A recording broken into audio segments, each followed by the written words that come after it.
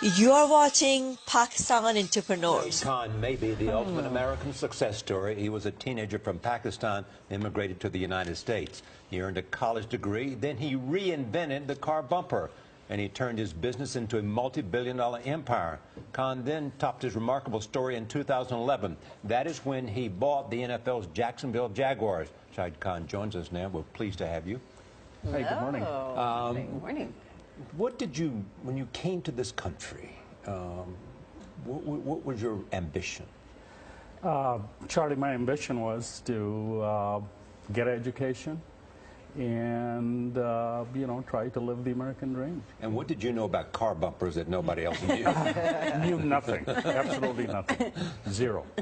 So, well, you obviously knew something because you created a company that you sold for. Well, I got a great education, Yeah. and I was looking for a job. And basically, in those days, you went door to door with a resume and selling yourself, and with a huge, really, tolerance for rejection. So this was one of the places where I was able to get a job, and then, you prove yourself.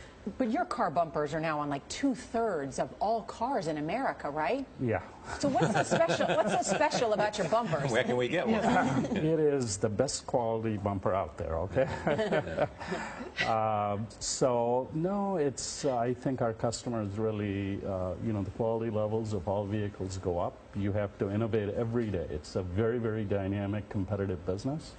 And if you're not getting better every day, you're not going to be around. We'll move off the car bumpers in just a sec. But as Nora said, it's on 2/3 and 2/3. Do you drive around and go, that's mine, that's mine, that's mine, that's mine? I do that all the time. I did this morning coming Did you? down. You really? Yes. Yeah, absolutely. Yeah, I would think that you do. But here you come, you had $500 in your pocket.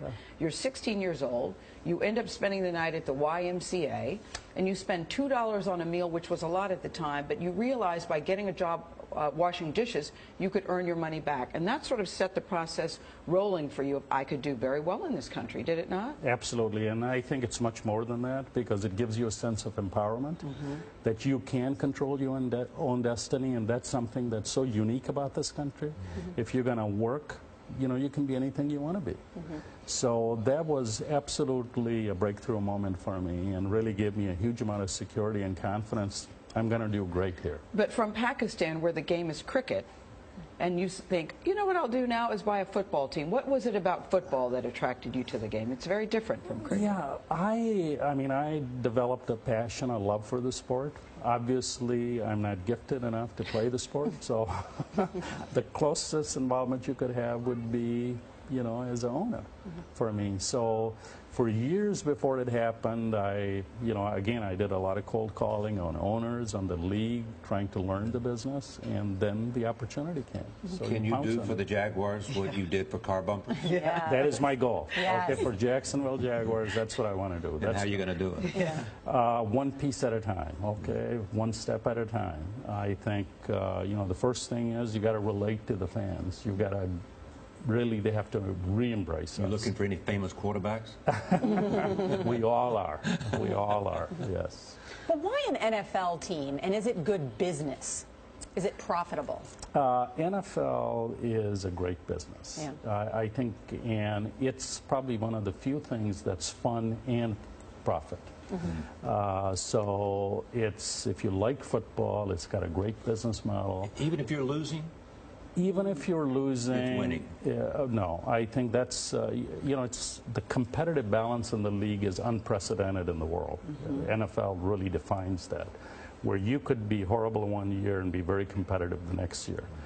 The elements of a hard salary cap, the draft, scheduling. Those all really come into it. No, but my question is, if you're losing, are you still making a lot of money? Well, you're not going to make a lot of money, but if you're losing and you're running the business properly, you will be solvent. Yeah. You were the first Muslim Pakistani owner in the NFL, and not everybody was thrilled in Jacksonville at first. There were some unflattering, unkind things said about you in the beginning. How did you handle that, and how do you look on that today? The way I look at it, first of all, it really, people didn't know me. Yeah.